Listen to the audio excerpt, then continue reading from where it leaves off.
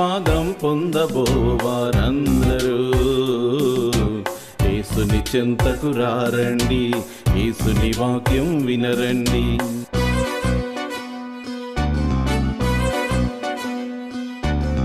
ఆశీర్వాదం పొందబోవారందరూ యేసుని చెంతకు రారండి, యేసుని వాక్యం వినరండి. యేసే నీ రక్షకుడు, యేసే మన రక్షకుడు, యేసే లోక రక్షకుడు అని గ్రహించి నడవండి, మేలులు పొందండి. ఆశీర్వాదం పొందబోవారందరూ యేసుని చెంతకు రారండి, యేసుని వాక్యం వినరండి.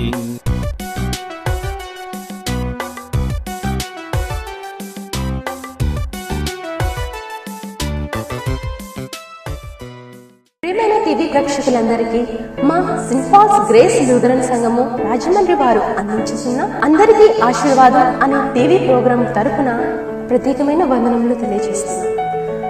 ఇప్పుడు మా సంఘ కాపరి, మా ఆత్మీయ తండ్రి గారైన బ్రదర్ సుందరాజు పైడిమల్ల గారిచే వాక్య సందేశమును విందాం. ప్రియులరా, మత్తయి సువార్త 25వ అధ్యాయం 31వ వచనంలో మనం చూసినట్లయితే, గొల్లవాడు గొర్రెలను మేకలను వేరు చేసినట్లుగా మనుషులందరినీ వేరు చేస్తారని మనకు తెలుసు. అప్పుడు కుడివైపున గొర్రెలు, ఎడం వైపున మేకలు మరి ఉండడం మనం తెలుసు. దేవుని బిడ్డలారా, మరి నీవు మేకల గుంపులో ఉంటావా, గొర్రెల గుంపులో ఉంటావా అనేది డిసైడ్ చేసుకునే రోజు నీకు న్యూ ఇయర్ రోజు. గడిచిన సంవత్సరం నిన్ను దేవుడు మేకగా వాడుకున్నాడా, సాతాను నిన్ను మేకగా వాడుకుందో పరీక్ష చేసుకుని, ఒకవేళ నువ్వు మేక జీవితం జీవించి ఉంటే మార్పు చెంది గొర్రె జీవితం జీవించడానికి హృదయాన్ని సిద్ధపరచుకునే సమయం న్యూ ఇయర్ సమయం. లాస్ట్ ఇయర్ అంతట్లో నీవు ఏ విధమైనటువంటి క్రీకు అలవాటు పడ్డావో బేరేజ్ వేసుకునే సమయం. అయితే నేను చెప్తున్నాను దేవుని బిడ్డలారా, నువ్వు పరలోక ఆస్తిని లెక్కించడానికి నీకు గుర్తుండదు. ఎందుకంటే యేసుక్రీస్తు ప్రభువారు కుడివైపునున్న గొర్రెలతో, నా తండ్రి చేత ఆశీర్వదింపబడిన వారలారా, లోకం పుట్టినది మొదలుకొని మీ కొరకు సిద్ధపరచబడిన నిత్య రాజ్యాన్ని స్వతంత్రించుకోమని చెప్పినప్పుడు ప్రభు, మీరు నేను ఆకలిగొంటే నాకు ఆహారం ఇచ్చారు, దప్పిగొంటే నాకు దాహం ఇచ్చారు, పరదేశినై ఉంటే నన్ను చేర్చుకున్నారు, దిగంబరనై ఉంటే నాకు బట్టలు ఇచ్చారు, రోగినై ఉంటే నన్ను చూడవచ్చారు, చెరసాలో ఉంటే నా యొద్దకు వచ్చారని చెప్పినప్పుడు వీళ్ళు అంటారా నీతిమంతులు, ప్రభువా ఎప్పుడు నీవు ఆకలిగొని ఉంట చూచి నీకు ఆహారం ఇచ్చితిమి, నీవు దప్పికొని ఉండుట చూచి ఎప్పుడు దాహం ఇచ్చితిమి, ఎప్పుడు పరదేశివై ఉండుట చూచి నిన్ను చేర్చుకుంటిమి, దిగంబరివై ఉండుట చూచి బట్టలు ఇచ్చితిమి, ఎప్పుడు రోగివై ఉండుట అయినను చెరసాలలో ఉండుట అయినను చూచి నీ యొద్దకు వచ్చితిమని ఆయనను అడిగెదరు.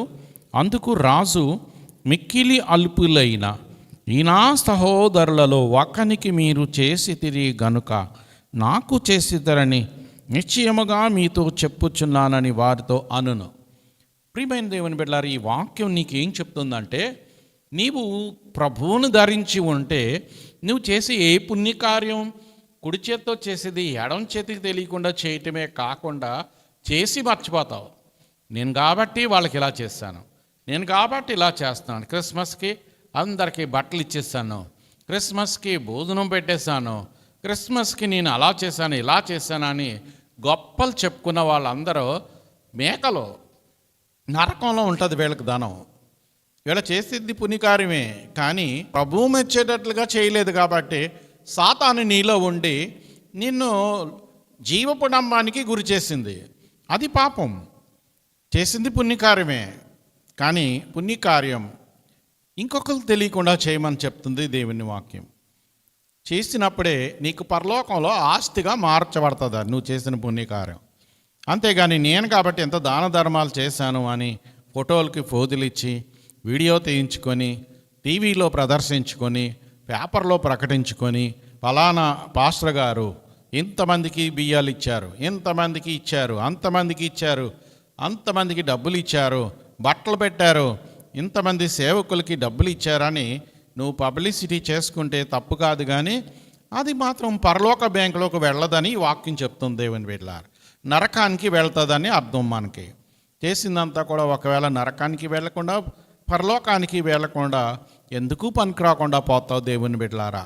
అందుచేత మీరు అర్థం చేసుకుంటారని ఈ వాక్యం మీతో మాట్లాడుతున్నాను. అలాగే ఎడమవైపునున్న వాళ్ళకు కూడా యేసుప్రభు వారు రాజుగారు అలాగే చెప్తారట, నా తండ్రి చేత శపింపబడిన వారలారా, ఇదిగో అపవాదికిని దాని దూతలకును ఏర్పాటు చేసిన నిత్య నరకంలోనికి వెళ్ళిపోమని, నిత్యాగ్నిలోనికి వెళ్ళిపోమని చెప్తాడట దేవుని బిడ్డల. వాళ్ళు కూడా సేమ్ వీళ్ళకిలాగా అడుగుతారట, ప్రభువా నువ్వు ఎప్పుడు ఆకలిగా ఉంటే నీకు భోజనం ఎప్పుడు వచ్చావు ప్రభువా నువ్వు చేయడానికి అని వీళ్ళు ప్రశ్నిస్తారట. అప్పుడు వాళ్ళకి అదే చెప్తున్నాడు ప్రభువారు, మిక్కిలి అల్పులైన ఈయన సహోదరులు ఒక్కరికి మీరు చేయలేదు, అంచేత మీరు నరకాగ్నికి అర్హులు అని దేవుడు చెప్తాడట. ప్రియులరా, మనం ఇలాంటి వాక్యాలు ఎన్నిసార్లు విన్నాం, మార్పు లేని జీవితం అయిపోతుంది. మనకి వినడానికే పనికొస్తుంది, వాడటం లేదు. మనం కష్టపడ్డ డబ్బంతా కూడా కడుపుకి తినకుండా బ్యాంకులో దాచుకొని నాకు ఇంత డబ్బు ఉంది అని చెప్పుకుంటే కాదు నీకు ఉపయోగపడేది. నువ్వు దాచుకున్న డబ్బు నీ అవసరానికి వాడినప్పుడు నీకు మంచి జరుగుతుంది దేవుని బిడ్డలారా. ఇదిగో నేను క్రైస్తవుడు, నాకు ఇంత వాక్యం వచ్చు, వాక్యంలో ఏ సెంటెన్స్ అన్నా చెప్పేస్తాను అనే పాస్టర్లు ఉన్నారండి, ఏ మూల అడిగినా చెప్పేస్తాను అనే వాళ్ళు ఉన్నారండి. సంతోషం, మంచిది. విలువైన వాక్యాలు మనకు అందించేసి జనాలను పోగేసుకునే సేవకులు ఉన్నారు. అయితే బోధించడానికే మేము పనికొస్తున్నాం, వాడటం లేదు. మేము బోధ తగ్గ బ్రతుకు మాకు ఉండలేదు. అందుచేత మేము కూడా పరలోక బ్యాంకులో డబ్బు లేకుండా అయిపోతుంది. సేవ చేస్తున్నాం, కష్టపడుతున్నాం, ఆత్మలు సంపాదిస్తున్నాం, వాళ్ళందరూ రక్షణ పొందుకుంటున్నారు, సంఘాలు పెద్దవి అయిపోతున్నాయి, వేలాది మంది అయిపోతున్నారు, లక్షలాది మంది అయిపోతున్నారు. సంతోషం. వాళ్ళలో పరిశుద్ధులు ఎంతమంది ఉంటారో లెక్కించుకోలేకపోతున్నాం. పరిశుద్ధులు ఎంతమంది ఉంటారు? క్రైస్తవులే. పరలోక ధనాన్ని కూర్చుకుని వారు ఎంతమంది ఉంటారో. ముందు మాకే ఉండలేదు ఆ ఆలోచన, పరలోకంలో నాకు ఎంత దానం ఉందా అనే ఆలోచన. మేము అనుకుంటాం ఈ సేవ చేస్తున్నాం కదా, దీనివల్ల మాకు పరలోకంలో డబ్బు ఉంటుంది అనుకుంటాం. మంచిది. ఫస్ట్లో అందరూ కూడా నిస్వార్థంగా సేవ ప్రారంభిస్తారండి. డబ్బు పెరిగేటప్పటికి, జనాలు పెరిగేటప్పటికి సైతాను వలలోకి చిక్కడిపోయి పాపిష్టి పనులు చేయడానికి వేలాది మంది సేవకులు ఈ రోజున పరలోక ధనాన్ని కోల్పోతున్నారు, నరకంలో ధనం పెంచుకుంటున్నారు. భక్తులే, గొప్ప గొప్ప భక్తులకి బ్యాడ్ రిమార్క్ బయట వినబడుతుంది. ఎందుకంటే ఇన్సియారిటీ కోల్పోతున్నారు. ఎప్పుడు కూడా దేవుని బిడ్డలు, సేవకులైన మేమైనా, సంఘస్థులైన మీరైనా, సభికులైన ఈ వాక్యం వింటున్న వారైనా, పరిశుద్ధత లేకపోతే ఎవ్వరం కూడా దేవుణ్ణి చూడలేమందే వాక్యం, పరలోకానికి చేరలేము.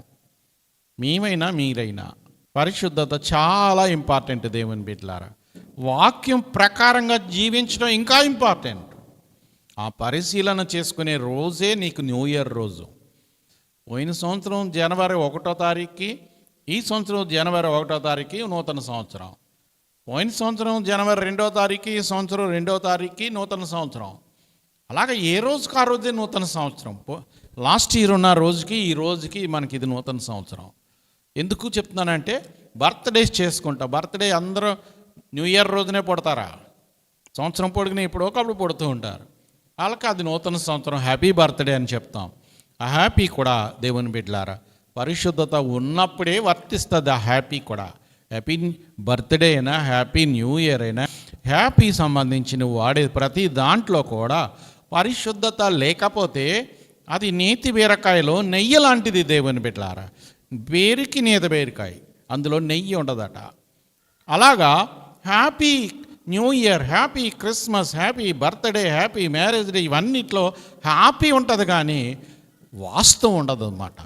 వాస్తవం ఎప్పుడు ఉంటుందంటే నీవు పరీక్ష చేసుకోవడానికి. ఇంకా చెప్పాలంటే న్యూ ఇయర్ ఇంకా 2 రోజుల్లో ఉంది, క్రిస్మస్ ఇంకా 2 రోజుల్లో ఉంది. ఈలోగా నా పరలోకపు ఆస్తి ఎంత, నేను పరలోకంలో ఎంత దాచుకోగలిగానో, నా సేవాభారం ఏముంది, నెక్స్ట్ ఇయర్ నేను ఇంకెంత పెంచుకోవాలా, నా ప్రియులారా, నేను మీకు ఒక మర్మం చెప్తున్నాను, వినండి. ఏంటంటే, మన తండ్రి అయిన దేవుడు ఈ భూమి మీద నీ శరీరం బ్రతకడానికి అన్నీ ఇచ్చేసాడు. నువ్వు పుట్టకముందే ఈ భూమి మీద నీకు అన్నీ పెట్టాడు. ఇల్లు, భోజనం, గాలి, వెలుతురు అన్నీ పెట్టి నిన్ను ఈ భూమి మీదకు పంపాడు. నీకంట దేవుని బిడ్డలారా, దేవుడు తన మహాజ్ఞానంతో ఈ భూమి మీదకి పంపించిన ప్రతి మనిషి కడుపారా తిని తృప్తి పడేటట్లుగా సమృద్ధిని ఈ భూమి మీద పెట్టే నన్ను పంపాడంట దేవుడు. మనం దేవునితో ఉండకపోవటం వలన నష్టపోతున్నాం. దేవునితో కనెక్ట్ అయి ఉంటే, ఇందాక మీకు చెప్పాను, మీ తల్లిదండ్రులతో పిల్లలు కనెక్ట్ అయి ఉన్నంత వరకు మీ సంక్షేమం తల్లిదండ్రులు చూస్తారు. నీ తల్లిదండ్రులను విడిచిపెట్టి వెళ్ళిపోతాయి. తప్పిపోయిన కుమారుడు ఉదంతం చూడండి. తప్పిపోయిన కుమారుడు తండ్రితో ఉన్నంత వరకు తనకి ఏ భయం లేదు. తండ్రి దగ్గర ఆస్తిలో వాటా తీసుకొని వెళ్ళిపోయాక అతడు ఇండివిడ్యువల్ అయిపోయాడు. తల్లిదండ్రుల సంరక్షణ లేదు. నేను అనే అహం అతనికి చోటయ్యి ఆస్తి అంతా దుర్వినియోగం పరుచుకున్నాడు. అదే తండ్రి దగ్గర ఉంటే ఆస్తి అంతా మిగిలేది. తన తండ్రి ఇంటికి ఉన్నటువంటి కూలివాండ్రికి సమృద్ధిగా భోజనం దొరుకుతుందని అప్పుడు తెలుసుకున్నాడు. నష్టపోయిన తర్వాత పెద్ద కుమారుడు అంటి పెట్టుకొని ఉన్నాడు. అందుచేత అతనికి ఈ బాధ లేదు. అతడు బయటికి వెళ్ళిపోయాడు కనుక అతనికి ఆ బాధ కలిగింది. దేవుని బిడ్డలారా, నేను ఆత్మీయంగా మీతో పంచుకుంటున్నాను. యేసు ప్రభువును అంటి పెట్టుకున్న వాడికి ఏ బాధ ఉండదు. ఎందుకంటే వెంటనే నీకు సహాయించి, ఆపదలో నమ్ముకోదగిన సహాయకుడు అని ఉందండి ఈయన పేరు. ఆశ్చర్యకరుడు, ఆలోచనకర్త, బలవంతుడైన దేవుడు, నిత్యుడగు తండ్రి, సమాధానకర్తయగు అధిపతి. ఇన్ని పేర్లు ఉన్నాయి ఈయనకి. పేరుకు తగ్గ దేవుడు ఈయన.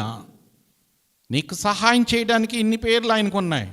ఆయన దగ్గర అంత ఆస్తి ఉంది. దేవుని బిడ్డలారా, అదంతా మందే. ఆయన పిల్లల మందే. ఇది మన హక్కు.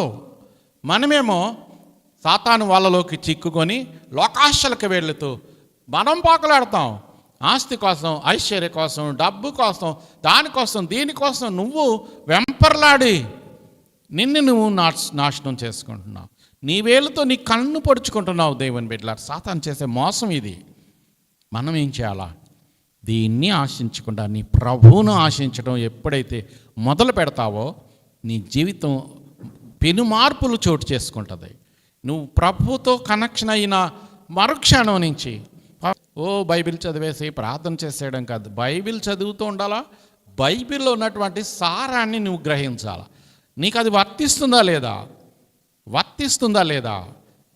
కీర్తనకారుడు దావీదు గారు 119వ కీర్తనను ఒకసారి మీరు పరీక్షించండి. ఆయన అంతా కూడా 119వ కీర్తన ఇంచుమించు 180 పైనే వచనాలు ఉంటాయి. అన్నీ కూడా మీరు చదవండి. ప్రతి దాంట్లో ఆయన పరిశీలన కనబడుతుంది. దేవునితో ఆయన కనెక్షన్ ఏంటో కనబడుతూ ఉంటుంది. అది ఇలాంటి పరిశీలన నీ జీవితానికి కావాలా? దేవుని బిడ్డలారా, పోయిన కుమారుడిలా నీ జీవితం ఉండకూడదని దేవుడు కోరుకుంటున్నాడు. కాబట్టి ప్రియులారా, నూతన సంవత్సర శుభాలు మనం పొందుకోవాలంటే మనం చేయవలసింది ఏంటంటే, నీ తండ్రితో నువ్వు సంబంధం కలిగి ఉన్నావా లేదా అని ఫస్ట్. రెండవది ఏంటంటే, నీ తండ్రి ఆస్తి నీలో ఎంత ఉంది. తండ్రి ఆస్తి అంటే ఏంటంటే ప్రేమ, సంతోషం, సమాధానం. ఇవి ఇందాక చెప్పాను, ఇవన్నీ తండ్రి ఆస్తి. ఈ తండ్రి ఆస్తిది. ఆ ఆస్తితో నీ బ్రతుకు హ్యాపీగా ఉంటుంది. నీకు ఆ ఆస్తి ఉండట్లేదు అంటే దుష్టుడు నీ జీవితంతో ఆడుకుంటున్నాడు అని అర్థం. నీ దగ్గర కక్ష, కార్పణ్యం, వేదన, దుఃఖం, అన్ని రకాల చింతలతో ఉన్నావా? అపవాది నీలో ఉన్నాడు అని అర్థం. దేవుని బిడ్డలారా, నీలో కక్షలు, కార్పణ్యాలు పెట్టింది సైతాను. నీ ప్రభువు శత్రువును క్షమించటం నేర్చుకుంటలేదు మనం.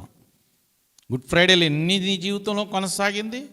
ఎన్నిసార్లు సిలువలో మొదటి మాట ధ్యానాల్లో పాల్గొన్నావు? ఎన్నిసార్లు నువ్వు ధ్యానం చేసేసావు? నీ దగ్గర మార్పు ఉందా? ప్రభువులాగా మారావా? బోధించటానిక, వినడానిక మనం ఉంది? ఈ రెండిటికి ఉన్నాం. ప్లస్ అనుభవించటానికి ఉన్నాం, వాడడానికి ఉన్నాం. నువ్వు కంచం నిండా అన్నం పెట్టుకొని, పంచభక్ష పరిమాణాలు పెట్టుకొని చూసి మురిసిపోతే ఉపయోగం ఉంటుందా?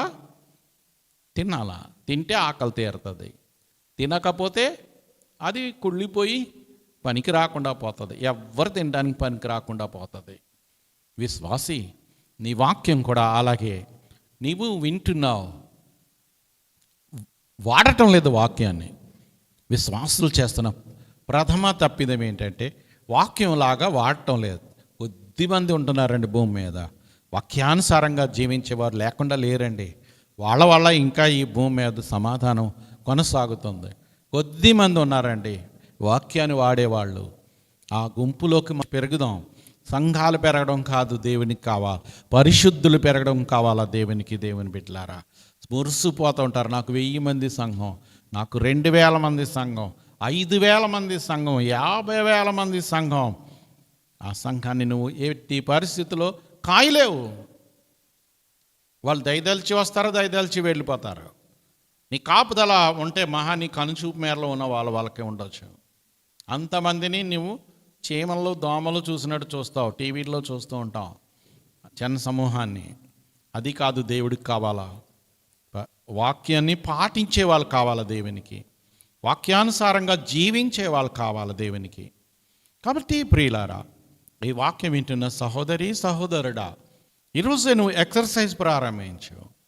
ఏ వాక్యం ప్రకారంగా నువ్వు జీవిస్తున్నావు, ఒంటరిగా బ్యారేజ్ వేసుకో. నీ జీవితంలో ఎలాంటి బ్రతికేమన్నా ఉందా? పరీక్ష చేసుకోవాల్సిన సమయాన్ని మేము ముందు ఉంచుతున్నాను దేవుని బిడ్డలారా. ఒకవేళ లేకపోతే ప్రారంభించు. నీవు పుట్టుకతో క్రైస్తవుడు అవ్వచ్చు, నీవు మంచిలో రక్షణ పొందుకున్న వాళ్ళు అవ్వచ్చు, నువ్వు ఎవరు అనే కాదు, యేసులోనికి వచ్చావు. యేసులోనికి వచ్చిన తర్వాత యేసు బుద్ధులు మనలో ఉండకపోతే ఈ రోజున మతోన్మాదులు నిన్ను దాడి చేస్తున్నారంటే నేను గ్యారంటీగా చెప్తాను, ప్రభు శక్తి నీకు లేక. ఆ రోజున ప్రభు సహించాడంటే పాపి కొరకు ప్రాణం పెట్టడానికి సహించాడు ఆయన. ఈరోజు నీ దగ్గర ప్రార్థన శక్తి ఉంటే ఆ ప్రార్థన శక్తికి తలొగ్గుతారు. దానియేలు ముందు సింహాలు ఎలాగున్నాయో దేవుని బిడ్డలారా. ఈ రోజున ఈ మతోన్మాదులు ఎంత మన దగ్గర ప్రభు పవర్ లేక స్వార్థ చేస్తున్నాం, చెయ్యాలి అని తాపత్రయంతో చేస్తున్నాం, కానీ ప్రార్థన శక్తి లేకుండా చేస్తున్నాం. అందుకే దేవుడు పరీక్షిస్తున్నాడు. ఆ మతోన్మాదులు మన మీదకు వదులుతున్నాడు. వదులుతుంటే మనమేమో ఓడిపోతున్నాం, వాళ్ళు గెలిచి వెళ్ళిపోతున్నారు, మనం ఓడిపోతున్నాం. నిన్ను బాధించి వెళ్ళిపోవచ్చు. రేపటి దినం నీ దగ్గర పరిశుద్ధత ఉంటే రేపటి దినం వాళ్ళు రియలైజ్ అయ్యి చేసిన తప్పుకు వాళ్ళు లోపల మదన పడిపోతుంటారు. నీలో యేసుప్రభు వారు ఉన్నప్పుడు జరిగితే, నీలో యేసుప్రభు వారు లేనప్పుడు జరిగితే వాళ్ళు విర్రవీగుతారు ఇంకా అందరి మీద. నా ప్రియమైన దేవుని బిడ్డలారా, నేను అప్పుడప్పుడు పోస్టులు చూస్తూ ఉంటాను, మతోన్మాదులు దాడి చేశారని. మనం అందరం బాధపడిపోతూ ఉంటాం. చాలామంది ఆర్గ్యుమెంట్లు చేస్తారు వాళ్ళతో. ఇదిగో రాజ్యాంగం మాకు కల్పించిన హక్కు, యార్టిగల్ అని చెప్తారు. తప్పు కాదు, నేను దాన్ని తప్పు పడతలేదు, కానీ నీవు చేయవలసిన పని నేను అనుకుంటున్నాను దేవుని బిడ్డలారా. వాళ్ళు నీతో వాదిస్తున్నప్పుడు, నిన్ను బాధిస్తున్నప్పుడు ఎక్కడుంటే అక్కడ మోకరించి దేవునితో నువ్వు ఎందుకు మాట్లాడలేకపోతున్నావు? నీ మోకాలు చూసి, నీ ప్రార్థన చూసి వాడు ఓడిపోయి వెళ్ళిపోతాడేమో అనిపిస్తుంది నాకైతే. ఒకవేళ వాడు ఇంకా రెచ్చిపోయినా, నీ ప్రార్థన లెక్క చేయకుండా నిన్ను బాధించినా నువ్వు కాదు, నీలో ఉన్న ప్రభువు దాన్ని స్వీకరిస్తాడు, యాక్సెప్ట్ చేస్తాడు ఆయన. అందుచేత దేవుని బిడ్డలారా, నేను చెప్తున్నాను, ఈ టీవీ పక్షంగా చెప్తున్నాను, మతోన్మాదులు కాదు ఈ భూమి మీద ఎంతమంది విర్రవీగి నీ మీదకి వచ్చినా ప్రభు నీలో లేనప్పుడు నీకు చింత కలుగుతుంది. కానీ యేసయ్య మనలో ఉన్నప్పుడు దెబ్బలు తినడానికి ముందుకెళ్తాం. ఎందుకంటే ప్రభు నీలో ఉండి భరిస్తాడు, నువ్వు కాదు. అలాగని కొట్టమని వాళ్ళని అనం. వాళ్ళు కొడుతున్నప్పుడు కూడా నీలో ప్రభు స్వీకరిస్తాడు నీ గాయాలు, నీ దెబ్బలు. విశ్వాసికి ఉండవలసిన లక్షణం నీకు బాధపడడం కాదు, వేదన పడడం కాదు, వాళ్ళ కొరకు చింతపడాలా.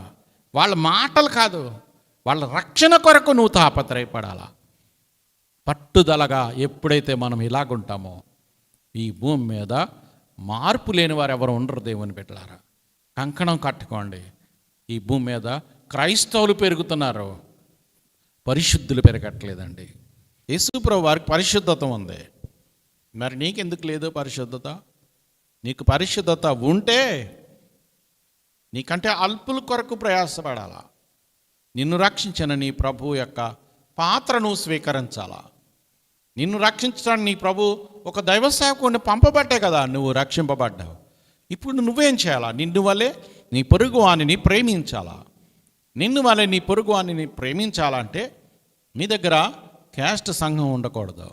ఇదిగోండి పాస్టర్ గారు మాకు ఫోన్ చేస్తారు, మా సంఘంలో పలానా క్యాస్ట్ అమ్మాయి, పలానా క్యాస్ట్ అబ్బాయి ఉన్నారు, రక్షణ పొందుకున్నారు, మీకు తెలిసిన వారు ఎవరైనా ఈ క్యాస్ట్ సంబంధించిన రక్షణ పొందుకున్న వాళ్ళు ఎవరైనా ఉన్నారా అని అడుగుతూ ఉంటారు దేవుని బిడ్డలారా. ఎందుకు అంటే వాళ్ళు వాళ్ళ క్యాస్ట్లోనే చేసుకుంటారట.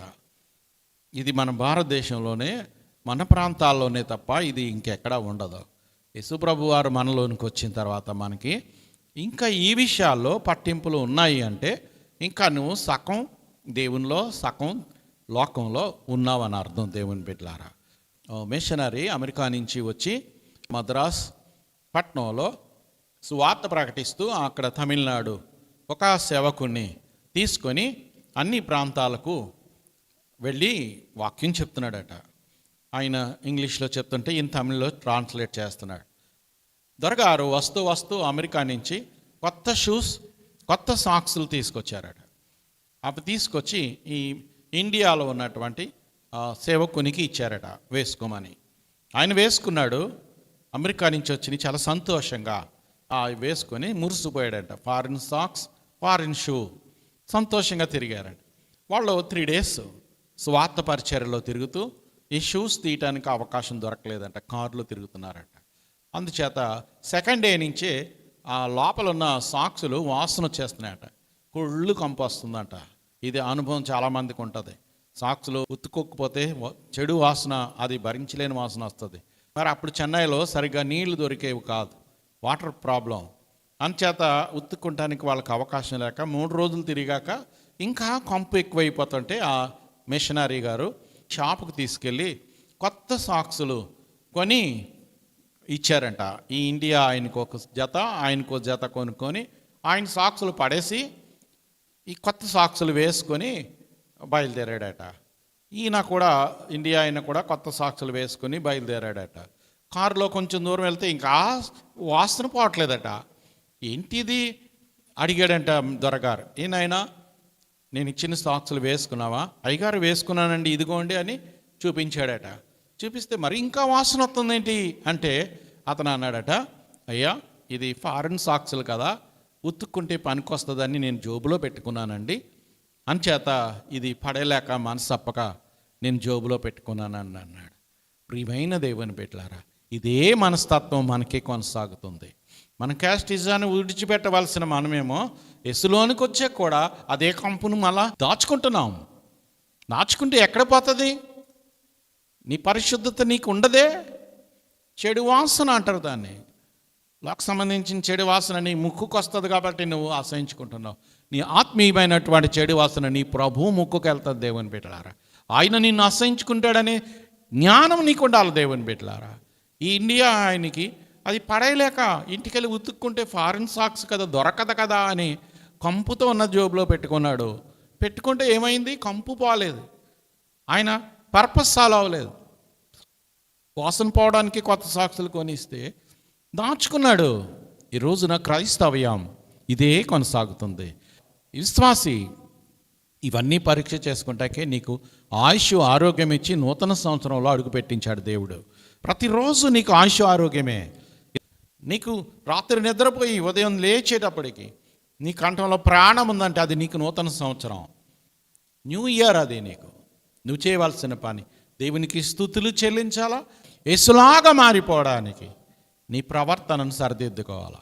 యేసుప్రభు వారికి క్యాస్ట్ లేదే, యేసుప్రభు వారికి స్వార్థం లేదే.